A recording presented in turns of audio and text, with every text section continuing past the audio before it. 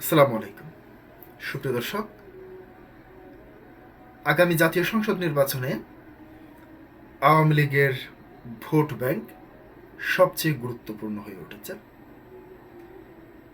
যদিও মাঠে আওয়ামী লীগ নেই, দলটির শীর্ষ নেতৃত্বরা দেশে যারা রয়েছেন তারা বেশিরভাগই জেলের ভিতর এবং অনেকেই ভারত কিংবা বিভিন্ন দেশে অবস্থান করছেন। এই মুহূর্তে প্রকাশ্যেই আওয়ামী লীগের তেমন কোনো কর্মসূচি নেই, যদিও মাঝে মধ্যে দুই একটা ঝটিকা মিছিল কিংবা মাঝে মধ্যে ভারত থেকে শেখ হাসিনার বক্তব্য প্রচার এর মধ্যেই সীমাবদ্ধ রয়েছে। সারা বাংলাদেশে আওয়ামী লীগের নেতাকর্মীদের বিরুদ্ধে লক্ষ লক্ষ মামলা দেওয়া হয়েছে। আওয়ামী লীগের নেতাকর্মীদের ভারী করে আগুন, ভাঙচুর এবং কি তাদেরকে জেলে আটকে রাখা হয়েছে। এখনো পর্যন্ত সঠিক এমন কোনো তথ্য নেই যে আওয়ামী লীগের কতজন নেতাকর্মী জেলে রয়েছেন এবং আওয়ামী লীগ, ছাত্রলীগ এবং যুবলীগের নেতাকর্মীদের জেলের ভিতর কারাগারে কিভাবে নির্যাতন করা হচ্ছে, কতটুকু অমানবিক ও নির্দয়ভাবে তাদেরকে ট্রিট করছে সরকার, সেটি আপনারা কয়েকদিন আগেই বাগেরহাট ছাত্রলীগের সভাপতি সাদ্দামের বিষয়টি নিয়ে আপনারা চিন্তা করতে পারেন। তার স্ত্রীর ও সন্তানের মৃত লাশটুকু দেখতে পারেননি তিনি।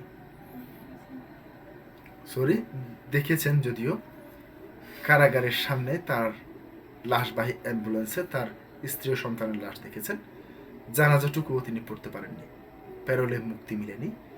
সে ভিডিওটি যখন সামাজিক যোগাযোগ মাধ্যম সহ সব জায়গায় ছড়িয়ে পড়েছে, পরবর্তীতে আমরা দেখতে পেয়েছি তাকে 6 মাসের জন্য জামিন দেওয়া হয়েছে। মূলত এই জামিন কতটুকু যৌক্তিক, যে সময় তার প্রয়োজন ছিল তার স্ত্রী ও সন্তানের জানাজা পড়ে দাফন করার, সেইটুকু যেহেতু তিনি করতে পারেননি, তার এই 6 মাসের জামিন কতটুকু গুরুত্ব তার জীবনে বহন করে?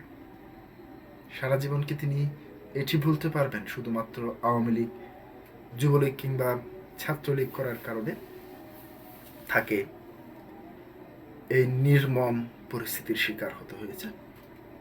মূলত তার স্ত্রী সন্তান এর মৃত্যুর কারণে যদি আমি ধরি, তাহলে ছাত্রলীগ করা কিংবা আওয়ামী লীগ করাই দায়ী।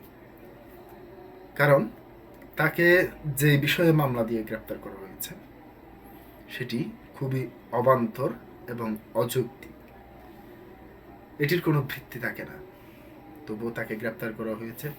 তার মতো হাজার হাজার লক্ষ লক্ষ আওয়ামী লীগ, যুবলীগ এবং ছাত্রলীগের নেতৃবৃন্দদের উপর এই ধরনের নির্যাতনের খড়গ প্রতিনিয়ত চলছে।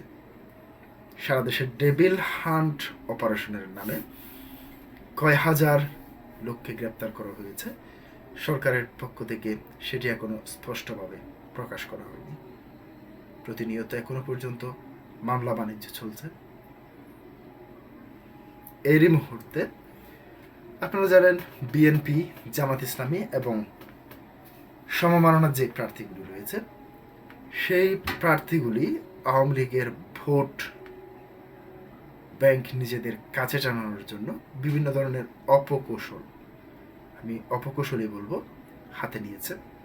তারা আওয়ামী লীগের বিষয়ে ইতিমধ্যে বিএনপি এবং জামাত ইসলামী বিভিন্ন প্রার্থীদের বিভিন্ন ধরনের সফট কর্নার দেখাচ্ছেন, অর্থাৎ কেউ আওয়ামী লীগের দায়িত্ব নিতে চাচ্ছেন, কেউ এটা করতে চাচ্ছেন, কেউ এটা করতে চাচ্ছেন। মূলত এর উদ্দেশ্য হচ্ছে আওয়ামী লীগের ভোট ব্যাংক কাস্ট করা। এবার তারই ধারাবাহিকতায় আওয়ামী লীগের এই অঞ্চলের দায়িত্ব নিয়ে নিলাম, এই ধরনের বক্তব্য দিয়েছেন ভিপি নুরুল হক নূর। প্রিয় দর্শক, তিনি কি বলতে চেয়েছেন? তিনি পটুয়াখালী থেকে তিনি নির্বাচনে, পটুয়াখালী গলাচিপা থেকে তিনি নির্বাচনে অংশগ্রহণ করছেন। শেষ পর্যন্ত কি বলছেন তিনি সেটি আপনাদেরকে হুবহু তুলে ধরছি।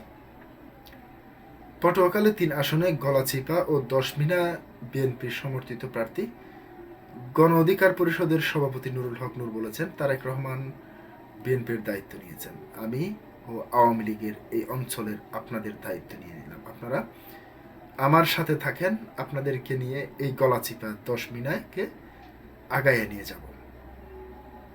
সোমবার ২ ফেব্রুয়ারি রাতে গলাচিপা পৌর এলাকার ওয়াবগা কলোনি এলাকায় নূর হক নূরের নির্বাচনী পথসভায় এসব কথা বলেন বিএনপির সমর্থিত প্রার্থী ও গণ অধিকার পরিষদের সভাপতি নুরুল হক নূর।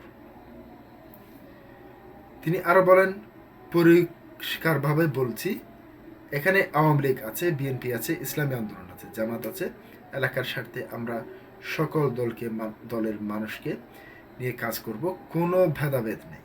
আওয়ামী লীগের অন্যান্য ভাই বোনদের বলবো, আপনাদের একজন মানুষেরও বিন্দু মাত্র ক্ষতি হবে না, কোনো গ্রেপ্তার, কোনো হয়রানি, কোনো আতঙ্ক নেই। সবাই গণ অধিকার পরিষদের গলাচিপা উপজেলা শাখার আহ্বায়ক মোহাম্মদ হাফিজুর রহমানের সভাপতিত্বে উপস্থিত ছিলেন গণ অধিকার পরিষদের গলাচিপা উপজেলা শাখার সদস্য সচিব মোহাম্মদ জাকির হোসেন মঞ্জি এবং সাধারণ অধিকার পরিষদের কেন্দ্রীয় কমিটির সহ সভাপতি আবু নাইম প্রমুখ। প্রিয় দর্শক, আজকে পর্যন্তই। আসসালামু আলাইকুম রহমতুল্লাহ।